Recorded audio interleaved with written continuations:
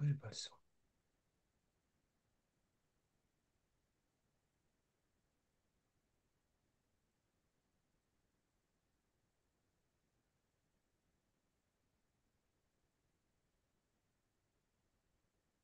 Ouais, je vois pas ça.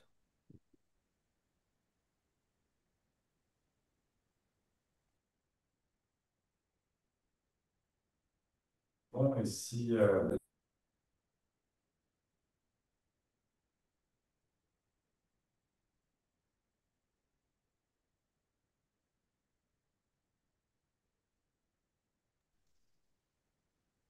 Quiconque ait pu en profiter. Donc, nous avons l'immense avantage et honneur d'acquérir Bertrand Badi, que beaucoup connaissent évidemment parmi vous, pas seulement ceux qui ont été élèves à Sciences Po, mais toutes celles et ceux qui le reconnaissent comme l'un des grands spécialistes français des relations internationales et notamment de sa très bonne connaissance du Proche-Orient. Et donc, nous voulions vous auditionner. Vous savez que nous sommes dans un cadre un peu particulier. Jusqu'à la fin de l'année 2025, nous travaillons sur le projet. Nous sommes évidemment intéressés à toutes les questions nationales, mais pas exclusivement. Et nous avons vocation aussi à porter un discours sur les relations internationales dans un moment où elles sont passablement troublées et où tout le monde est en quête de repères. Et par vos écrits, vous en avez fourni un certain nombre et j'aimerais qu'on puisse y revenir. Mais peut-être qu'on va vous laisser d'abord intervenir pendant le temps que vous souhaiterez et ensuite, euh, en fonction de ce que vous n'aurez pas dit, vous interroger sur ce que nous savons de vos écrits et qui nous permettront d'aller d'approfondir votre pensée, essayer de comprendre comment nous pouvons justement interpréter à la fois le monde dans lequel nous sommes entrés et aussi chercher les issues de secours qui sont pas.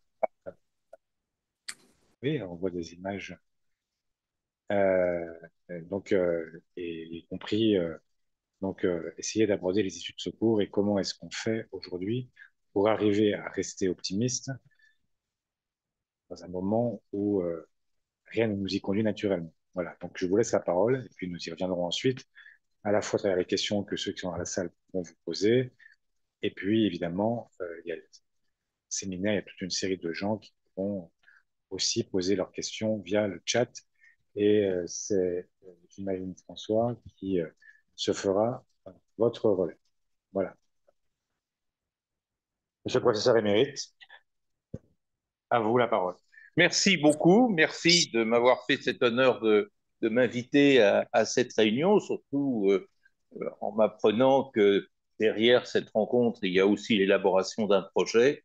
J'en suis très heureux parce que ce qui m'effraie le plus, autant en tant qu'analyste que citoyen, c'est l'absence de projet sur l'international, qui n'est pas propre, bien entendu.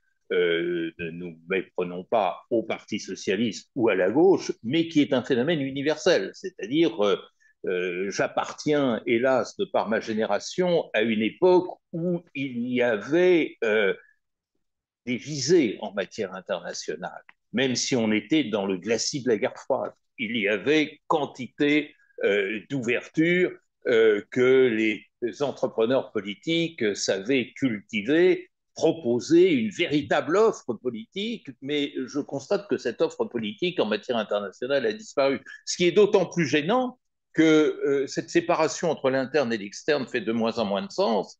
Et j'ai l'habitude de commencer mes cours en disant aux étudiants, petit travail pratique, demain vous comptez le nombre d'actes internationaux que vous commettez dans la journée. Si vous n'en trouvez pas au moins 100, c'est que vous ne savez pas compter. C'est-à-dire que tout ce que nous faisons dans le détail du quotidien a vraiment une labellisation internationale. Alors, je serais très heureux d'en discuter après avec vous. Vous avez dit, monsieur le premier secrétaire, que vous me poserez des questions sur ce que je n'ai pas dit. Eh bien, j'imagine du coup qu'il y aura énormément de questions parce que, évidemment, le monde en 25 minutes, c'est encore plus fort que Jules Verne. Donc, je vais essayer d'être synthétique. Je voudrais partir de l'idée, je crois, dominante qu'il convient d'avoir. Nous sommes à un moment où il faut complètement changer notre lexique, nos catégories. Dans mon métier, je dirais nos concepts, mais on peut dire nos mots en matière de relations internationales. Tout est périmé. Il y en a un pour lequel je cultive une haine tenace, qui est le mot géopolitique, qui est employé à tort et à travers. Alors justement, le monde n'est plus géopolitique, parce qu'il n'est plus géo avec la virtualité et il n'est plus politique tant il est et de plus en plus social. Mais au-delà de ça, il faut partir d'une idée très simple, mais que je crois absolument décisive, à savoir que le système international dont nous héritons était un système international en réalité régionalisé. Il a été pendant de longs siècles européen uniquement, ce qu'on appelait l'international, c'était les relations intra-européennes. Il est devenu à la fin du 19e siècle euro-américain et il s'est mondialisé. C'est-à-dire qu'à une vitesse étonnante et ahurissante, les cadres même de l'analyse des relations internationales ont été complètement bouleversés. Et ça, personne n'en tient compte. Et je dirais même que nos princes, au sens Machiavel du terme, nos princes ont tendance à se cramponner aux anciennes catégories quand ils sont persuadés que les changer risquerait de diminuer leurs ressources de pouvoir. Ça fait penser en France au domaine réservé, d'ailleurs, qui serait intéressant de creuser. Mais le monde le système international tel qu'il a été créé à la Renaissance, au moment où ont été inventés les États-nations modernes, du coup, il a fallu inventer le système interstato-national. C'est ce qui s'est passé. Nous sommes au moment de la Renaissance. Il était en fait très simple. Il était d'autant plus simple que c'était un monde, un espace européen d'unification sémantique, c'est-à-dire tous les princes qui se faisaient la guerre se comprenaient parfaitement entre eux parce qu'ils partageaient la même histoire, la même culture, la même religion, souvent la même langue et souvent d'ailleurs ils se mariaient entre eux. Alors que le grand problème des relations internationales aujourd'hui, c'est la fusion entre des histoires différentes porteuses de sens différents. Et il faut bien notamment admettre une chose absolument fondamentale, c'est que les mots n'ont pas le même sens à Pékin, à Paris, à Ouagadougou et à Damas. C'est bête de dire ça parce que ça paraît ultra évident, mais personne n'en tient compte. Quand j'ai été faire dernièrement des conférences dans les universités chinoises, qui d'ailleurs m'ont ébloui par leur savoir en matière de relations internationales, mes collègues chinois me disaient arrêtez de dire qu'on est des alliés de la Russie, il n'y a même pas de mots en chinois pour alliance. Il y a des mots pour connivence, pour complicité, pour United Front, ils aimaient bien cette formule, mais le mot alliance, on ne le connaît pas. Et d'ailleurs, la preuve empirique, c'est qu'en 4000 ans d'histoire chinoise, la Chine n'a pratiquement jamais eu d'alliés. Hein. Donc, il faut faire très attention, très attention à ça et avoir la modestie toujours de se demander comment l'autre pense et conçoit des événements que nous partageons communément. Mais ce système international originel dont nous sommes les héritiers, il était très simple. Il était composé d'États souverains, compétitifs. Et lorsque cette compétition atteignait un certain niveau paroxystique, il était guerrier. C'est-à-dire qu'il ne faut jamais oublier que le système dont nous sommes les héritiers n'est pas un système de paix, mais un système de guerre. C'est-à-dire que Hobbes, Grotius, Machiavel étaient tous d'accord pour considérer que la relation normale entre les États, c'était la guerre. Et du coup, on n'a jamais pensé la paix. Et du coup, nous ne savons pas ce qu'est la paix. Nous savons ce qu'est la trêve, nous savons ce qu'est le cessez-le-feu. Nous n'avons pas encore commis cet effort de produire une idée et donc un projet de paix. J'y reviendrai tout à l'heure. Mais n'oubliez jamais cette phrase de Machiavel dans Le Prince, où il disait, mais le seul art qu'un prince doit totalement maîtriser, c'est l'art de la guerre. Ce qui est quand même effroyable quand on y pense. Eh bien, ce système, qui est un système compétitif, souverainiste et guerrier, c'est celui dont a jailli notre droit international, nos institutions internationales, nos pratiques diplomatiques, notre façon de concevoir les relations internationales. C'était très simple. On était en compétition entre souverains, ce que Hobbes appelait des gladiateurs. Et évidemment, lorsque il y avait un contentieux entre États, comme ces gladiateurs étaient souverains, nul ne pouvait les réconcilier, la seule façon de régler le problème était de faire la guerre. Et c'est la raison pour laquelle Raymond Aron lui-même dit qu'il n'y a pas de paix, il n'y a que des entre-deux-guerres, et qu'on parle d'avant-guerre, d'après-guerre, mais on ne parle jamais d'avant-paix ou d'après-paix ou d'entre-deux-paix. À la limite, on ferait ça, que ça paraîtrait grossier sémantiquement. Donc, il y a là quelque chose de fondamental et oserais-je dire, ça m'écorche la bouche de le dire, ça a marché. C'est-à-dire la guerre a été le grand régulateur des relations internationales, je dirais de la Renaissance, pour faire simple, dont apparaissent les États-nations, la guerre de 30 ans, qui me paraît fondatrice de ce point de vue-là, qui était une des guerres les plus sanglantes de l'Europe, jusqu'à 1945. Ça a marché. C'est-à-dire, il y avait un vainqueur et un vaincu. Le vainqueur, eh bien, retirait de la guerre des bénéfices qui permettaient de présenter la guerre comme quelque chose de rationnel. Et c'est là qu'on retrouve, j'allais dire, le canon de Clausewitz, qui consiste à dire, bah, finalement, le propre de la guerre, c'est de réaliser des objectifs politiques précis. Eh bien, ce que je voudrais dire ici, c'est que ça ne marche pas. Et ça, c'est le grand problème des relations internationales depuis 1945. Depuis 1945, on fait de plus en plus la guerre. On compte à peu près 500 guerres dans le monde, si on en croit le PRIO, le Peace Research Institute of Oslo, à peu près 500 guerres dans le monde. Ces guerres sont de plus en plus meurtrières, elles sont de plus en plus destructrices, elles sont de plus en plus coûteuses. N'oubliez jamais, la guerre d'Afghanistan pour les États-Unis, c'est 1000 milliards de dollars. Je ne sais pas si vous vous rendez compte ce que cela peut représenter.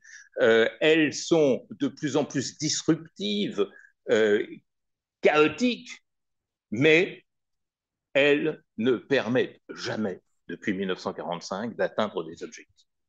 Et le PRIO, le Peace Research Institute of Oslo, nous dit mais à peu près 13% de ces guerres ont eu une conclusion claire distinguant un vainqueur d'un vainqueur. Pour le reste, c'est comme on dirait en football, des matchs nuls. Ou en tous les cas, des conflits qui se prolongent avec des phases plus ou moins. Ce qui révèle quelque chose d'absolument fondamental, j'y ai même consacré un bouquin, c'est que depuis 1945, la puissance est devenue impuissante. Et quand même, réfléchissons à cette question qui est rarement mise en évidence. La superpuissance américaine, 36% des dépenses militaires mondiales, n'a pas gagné une guerre depuis 1945, sauf celle menée sous mandat des Nations Unies. Je pense à l'opération Tempête du désert. Mais tout le reste, que ce soit le Vietnam, que ce soit l'Afghanistan, que ce soit l'Irak, c'était des défaites. Pourquoi le plus fort est-il systématiquement défait? Ça révèle aussi une deuxième chose, qui est la crise profonde de l'hégémonie. Le monde, l'histoire mondiale est parsemée d'hégémones qui se sont succédés depuis Rome jusqu'à finalement la Pax Americana, mais la Pax Americana, c'est fini. Et l'hégémonie est un concept qui est en train de se défaire. Alors pourquoi? Pourquoi il y a là trois variables sur lesquelles on n'a finalement presque jamais réellement réfléchi. Trois variables qui ont détraqué le système international depuis 1945. La décolonisation, la dépolarisation et la mondialisation. Alors la décolonisation, il est presque interdit d'en parler. Ça peut valoir une garde à vue aujourd'hui de parler de postcolonial ou décolonial, je ne sais quoi. Mais derrière la décolonisation, il y a quand même un événement absolument majeur qui est, pour la première fois depuis Adam et Ève, la victoire presque systématique du faible sur le fort. C'est-à-dire que la décolonisation a toujours abouti à la victoire du faible, de l'opprimé. Et j'oserais même ajouter quelque chose qui est me semble-t-il en tous les cas, à discuter, qui est que depuis 1945, c'était différent avant, mais depuis 1945, aucun peuple opprimé qui s'est dressé pour son émancipation n'a été vaincu. Et même si on prend le cas ultra tragique sur lequel on reviendra, j'imagine, des Palestiniens, ça fait quand même 75 ans que les Palestiniens sont écrasés, et cependant la question palestinienne n'a jamais été réglée. Et je dirais aujourd'hui, on y reviendra peut-être dans la discussion, plus que jamais, de l'avis même d'Anthony Blinken, qui disait ben, finalement, les capacités se sont reconstituées, et jusqu'à M. Trump, qui finalement a ouvert directement des négociations avec le Hamas, c'est-à-dire quand même avec l'aile la plus radicale de la résistance palestinienne pour parvenir à la libération de l'otage israélo-américain. Et derrière ce paradigme de la décolonisation se cachent deux choses. Il se cache d'abord cette guerre qui n'oppose plus des États entre eux, comme dans la sainte pensée de Hobbes ou de Clausewitz, mais des États à des non-États. Et ça, c'est quelque chose d'absolument formidable. On n'a pas suffisamment montré à quel point la décolonisation venait s'alimenter d'une énergie sociale mystérieuse sur laquelle il convient encore de travailler, contre laquelle le canon ne peut rien. Je me rappelle quand j'étais jeune et qu'il y avait la guerre d'Algérie, le général Massu nous expliquait qu'on allait éradiquer le terrorisme. On a vu ce qui s'est passé, ben, la formule est la même dans la bouche de M. Netanyahou. Ça, c'est quelque chose de très important et qui renvoie à notamment 1945. Le rôle du Congrès qui a donné naissance à la Fédération syndicale mondiale et qui a pris en charge la lutte des peuples opprimés.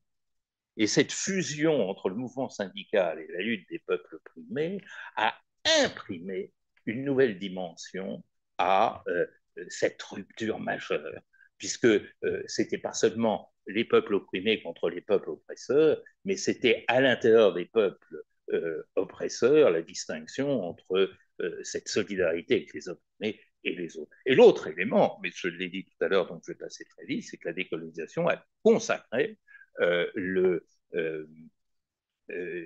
pluralité culturelle du monde, dont nous ne savons pas tenir compte parce que nous sommes encore animés par la pensée de Jules Ferry, on se demande ce qu'il fait Panthéon, c'est-à-dire le rôle, la fonction des races supérieures d'éduquer les races inférieures. Il ne faut quand même jamais oublier ça. Je suis de père persan et de mère française, je me suis toujours demandé pourquoi mon père est inférieur à ma mère, alors que je les tiens pour supérieurs tous les deux. Mais enfin, ça, c'est une autre question. Euh, vous ne pouvez pas analyser ces deux conflits majeurs qui nous retiennent aujourd'hui, Israël-Palestine et Russie-Ukraine, autrement que par référence à ce paradigme. Et c'est tout à fait extraordinaire de voir comment l'Ukraine a su résister à l'impérialisme poutinien, que je préfère comme formule à l'impérialisme russe, à l'impérialisme poutinien, à partir justement de cette résilience sociale.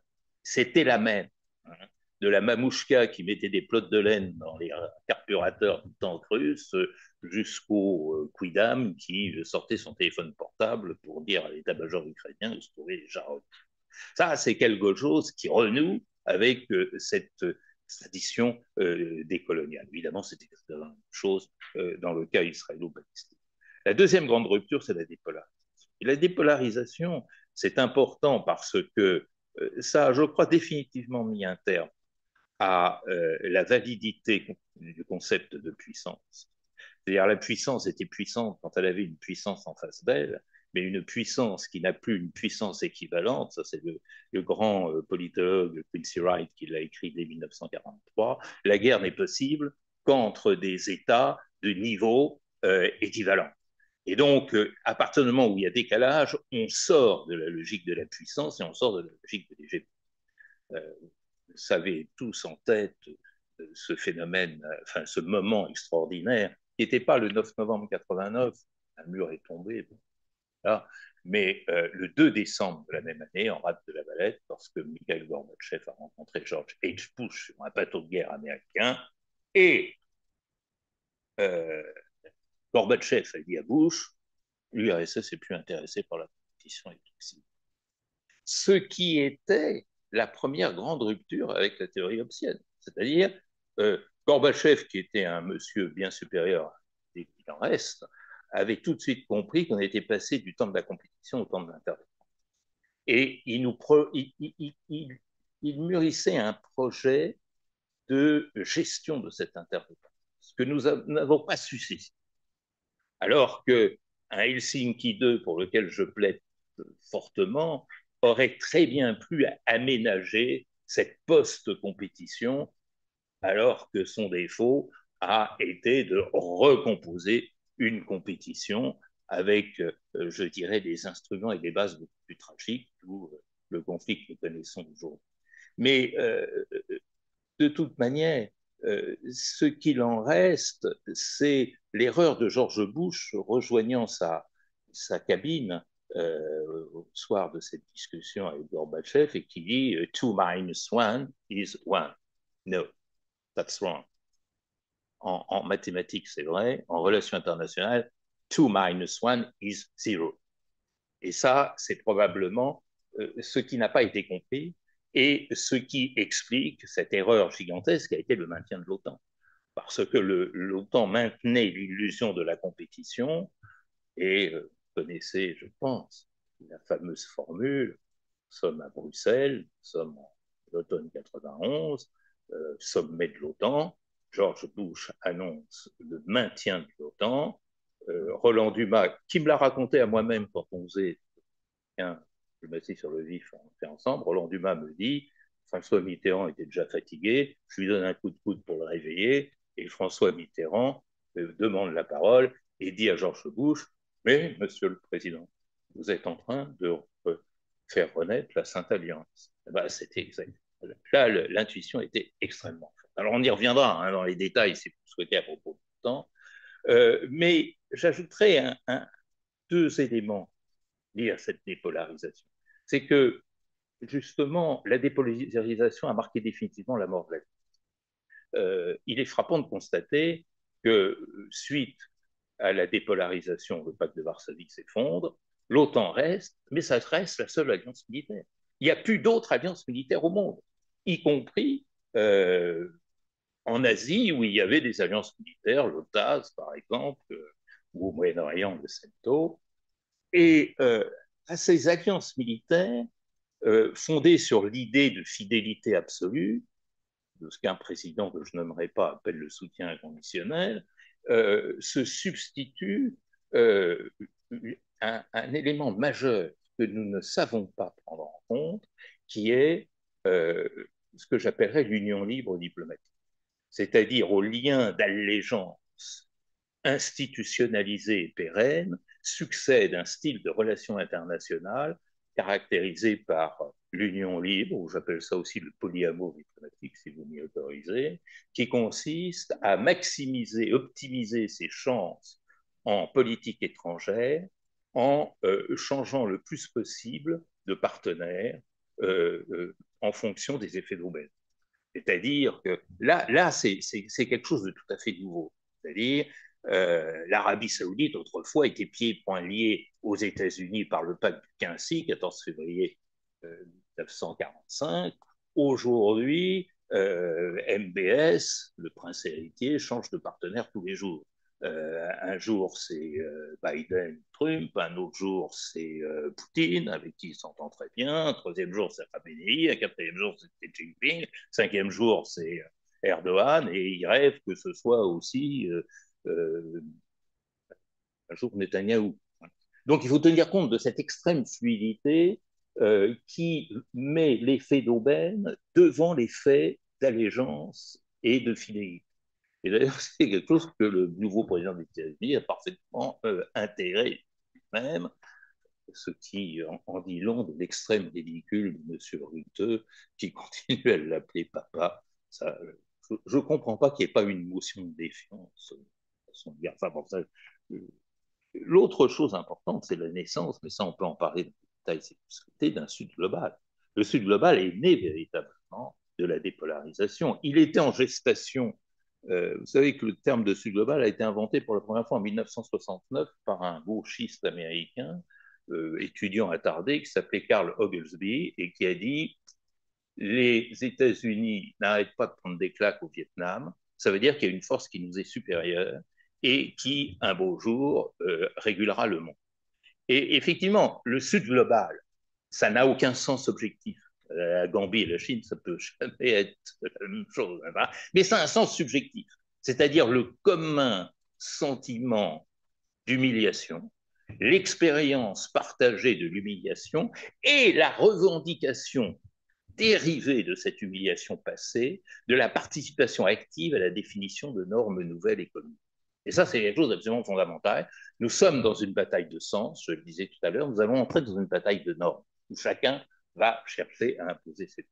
La troisième rupture, je sens que, comme dirait la SNCF, nous roulons avec un retard de 10 minutes. C'est pas grave. C'est la mondialisation. Alors, la mondialisation est un terme qui est utilisé par tout le monde, mais qu'en fait, personne ne sait définir. Vous savez qu'à l'université, quand on veut coller un étudiant, on lui demande de définir la mondialisation, on est sûr de le retrouver en 5 ans. Alors, ça, c'est un gag tout à fait maîtrisé. La mondialisation, on n'a pas encore en sciences sociales une définition précise de la mondialisation. Et quand on n'a pas la définition précise d'un phénomène, ben on l'étudie à travers ces symptômes. Ces symptômes sont trois: l'inclusion, l'interdépendance et la mobilité. L'inclusion, ça veut dire quoi? L'inclusion, ça veut dire pour la première fois depuis Adam et Ève, toute la population mondiale est sur le même bateau. 8 milliards d'individus. Ce qui veut dire quoi? Ce qui veut dire que c'en est fini de la parité entre acteurs internationaux comme c'était le cas en Europe. Ça veut dire que dans le même monde coexistent des Centrafricains, PIB par habitant et par an $650, et des Luxembourgeois, PIB par an et par habitant $120 000. Ce qui veut dire que les enjeux sociaux sont devenus les enjeux prioritaires de tout agenda international, au-dessus même des enjeux stratégiques. Mais l'inclusion, ça veut dire une deuxième chose. Et ça, rendons grâce à Kofi Annan d'avoir été le premier, et Boutros-Ghali déjà un peu avant, à le trouver, à savoir que nous sommes dans un monde où le global est plus déterminant que le national. C'est-à-dire que je n'ai jamais cru dans le concept d'intérêt national, mais j'y crois encore moins aujourd'hui. Dans la mesure où il n'a plus aucun sens de parler d'un intérêt national à partir du moment où on ne prend pas en compte en amont l'intérêt global. Comment voulez-vous qu'en France, la population soit heureuse s'il y a une nouvelle épidémie ou s'il y a des effets si dramatiques que l'on peut imaginer maintenant du changement climatique? Ça, c'est, je dirais, le miracle de l'inclusion, qui fait que le concept que, de sécurité commune inventé par Olof Palme à la fin des années 80, puis le concept de sécurité globale qui a été officialisé à travers les OMD et les ODD, devient l'élément clé et en même temps la source létale première des relations internationales. Le terrorisme, ça tue entre 10 000 et 40 000 individus par an. La faim dans le monde s'en tue 10 millions. C'est l'équivalent de 8 attaques par jour et sur toute l'année sur le World Trade Center. C'est dire à quel point nous sommes là face à un enjeu complètement occulté dans les efforts de défense. Moi, ça me fait rigoler, ce discours sur les efforts de défense et les 5% par rapport à la réalité des enjeux sécuritaires du monde. Le premier effort de défense, c'était et surtout, bon, j'y reviendrai, je vais me dépêcher. Parce que deuxième élément, c'est l'interdépendance. Deuxième symptôme, c'est l'interdépendance. L'interdépendance, ça veut dire quoi? Ça veut dire que tout le monde dépend de tout le monde. Alors, j'en ai parlé à M. de la Palisse, et on était d'accord sur le fait que si tout le monde dépend de tout le monde, si l'interdépendance domine, la souveraineté n'est pas possible. L'interdépendance, c'est vraiment le contraire. Ce qui veut dire que le faible continue à dépendre du fort, mais ça veut dire que de plus en plus le fort est du faible. Hein, en matière énergétique, en matière de matières premières, en matière démographique, en matière économique, tout ce que... Et troisième élément, c'est la mobilité. Il faut comprendre que le nouveau monde, c'est le mouvement. Alors que toute notre panoplie internationaliste, elle est statique. C'est pour ça que je déteste la géopolitique, qui est statique. Mais État et statisme, c'est la même racine latine. Or, il faut comprendre tout à travers le mouvement. Et par exemple, arrêter cette question imbécile de savoir où est né le Covid. Parce que, comme le disait un remarquable rapport de l'Université d'Arizona et de South California, un virus, ça ne naît jamais, ça mute tout le temps. Bon. Et donc, il faut savoir appréhender le mouvement. Et ça, évidemment, on ne sait pas faire. Et le principal mouvement, il est démographique, c'est la migration qui se banalise. À l'heure où vous avez des flics qui crèvent les zodiacs, les canaux pneumatiques des migrants, euh, on est effrayé de penser qu'il n'y a pas un centime qui est investi dans la définition d'une forme nouvelle de gouvernance internationale de la migration. Alors, le résultat de tout ça, j'essaye d'aller aussi vite que possible, mais le monde est plus complexe qu'on le dit, c'est que d'abord, premier impératif, il y a trois impératifs. Le premier impératif, c'est gérer la crise de puissance. C'est-à-dire, le paradoxe, c'est que la puissance sert de moins en moins, a de moins en moins d'effets positifs, mais elle est de plus en plus utilisée, elle est de plus en plus destructrice et meurtrière. Et ça, c'est le paradigme Poutine et le paradigme Netanyahou. Pour exister, au sens individuel comme au sens collectif, je dois affirmer ma puissance. Et si ma puissance ne marche pas, il faut que je rajoute un peu de puissance. C'est-à-dire, je vais bombarder, raser Butcha, je vais priver la population ukrainienne d'électricité. Bon, ça prive, mais ça donne quoi? Ça donne rien. Au bout de 3 ans et demi, la Russie elle contrôle que 18% du territoire. Et Netanyahou, c'est la même chose. Il n'y a pas de plan B à la puissance, alors que la puissance est un instrument qui ne fonctionne pas. Et il faut tenir compte de ces 5 espèces qui font le monde, qui est la puissance blessée, ça c'est la Russie. C'est-à-dire, le jour où Obama, que j'aime bien par ailleurs, leur a lancé à la figure que la Russie est à la rigueur une puissance régionale et rien de plus, ça a déclenché le conflit russo-ukrainien. Il faut ça, et peut-être même la Crimée. Il l'a dit à peu près à ce moment-là.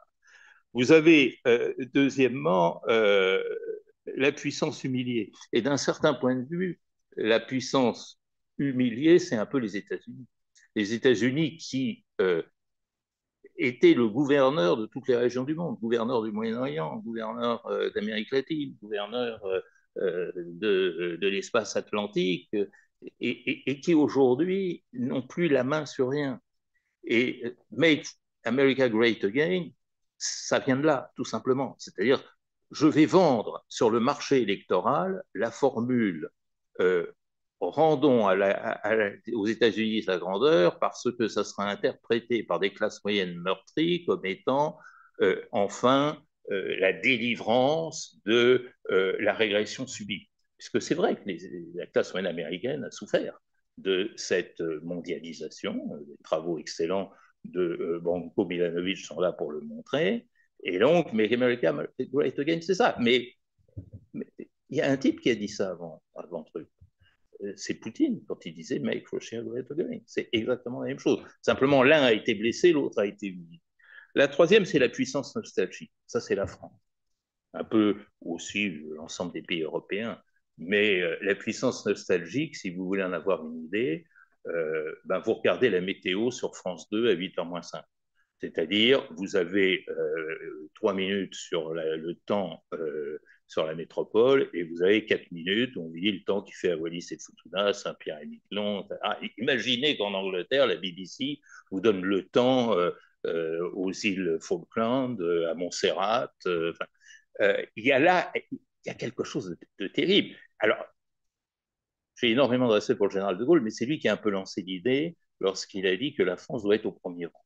C'est la diplomatie du rang, qui, avec Macron, est devenue la diplomatie du mégaphone. C'est-à-dire, il faut parler plus fort que l'autre. C'est pas de moi, hein, la formule diplomatie du mégaphone, c'est le président Bongo, pas forcément un homme très sympathique, mais en tous les cas, qui a qualifié ainsi la diplomatie française. C'est-à-dire ce besoin d'être présent, d'exister, Le conflit russo-ukrainien servira à montrer qu'on en fait plus que Merz ou Scholz, que l'on en fera plus que Starmer, que l'on en fera plus que, qu'on sera toujours là, au premier rang, avec cette phrase absolument superbe. Moi, j'ai avalé tout mon tube de l'exomile quand j'ai entendu ça. Dans son déplacement en Asie du Sud-Est, Macron disant, eh bien, dans notre projet Indo-Pacifique, nous vous offrons une troisième voie entre la Chine et les États-Unis. Alors, avant de prendre mon tube d'exomile, je suis tombé par terre, je me suis fait mal au coccyx. Il y a là quelque chose d'irréaliste, mais qui bloque ce qui pourrait être une vraie politique étrangère de la France, c'est-à-dire une politique de partenariat, et non de rang. Hein. Et je me rappelle avoir posé une fois cette question à un homme politique que je ne nommerai pas. Je lui ai dit, mais pourquoi la France doit-elle être plus au premier rang que le Guatemala? Ah ben, il n'a pas su me répondre. Ben oui. Et derrière le rang, il faut creuser cette idée absurde et qui se retourne contre le bonheur de la société française. Tout ça, on fait aux dépens de la société française.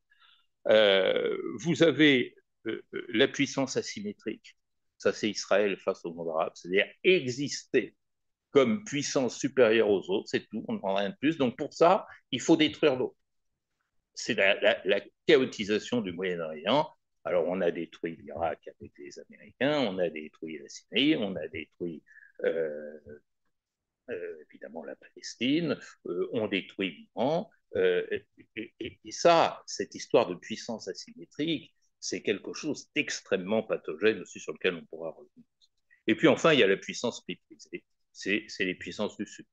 Hein.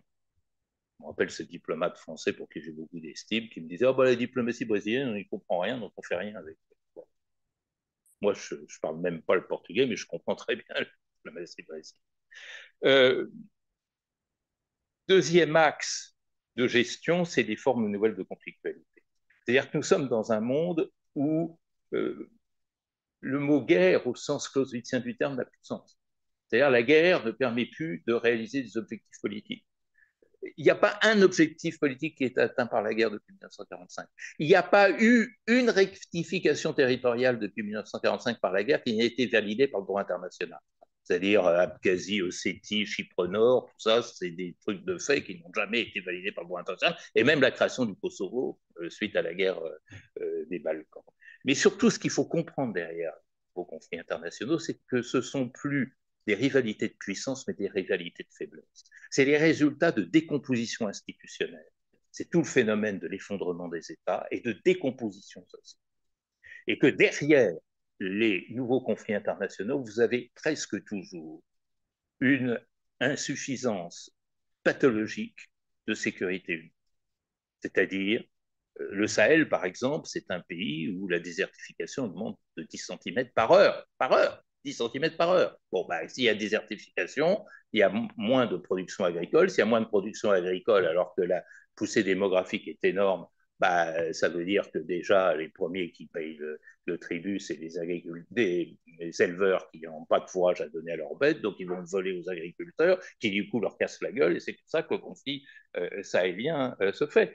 Les djihadistes ne font que tirer les bénéfices de ces affrontements, mais c'est un conflit aux ferments sociaux. Et si j'ai le temps, je vous montrerai exactement la même chose pour le conflit syrien en 2011, où c'est une désertification qui est au point de départ. Et la même chose pour l'Irak, où Saddam Hussein et ensuite George W. Bush ont complètement dézingué le système hydraulique irakien. Et on pourrait ainsi continuer. Même chose pour le Soudan, même chose pour la RDC, etc.